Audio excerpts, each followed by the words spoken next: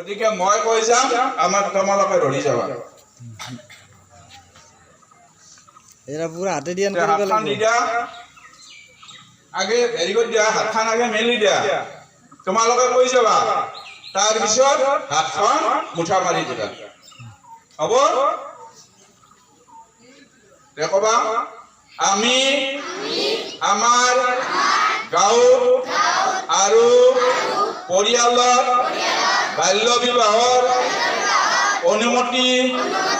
নিদিও বাল্য বিবাহে সৰু ল'ৰা ছোৱালী কেতিয়াও সহায় নকৰে যদি বাল্য বিবাহ দেখা পাওঁ ওচৰৰ কৰ্তৃপক্ষক লগে লগে জনাম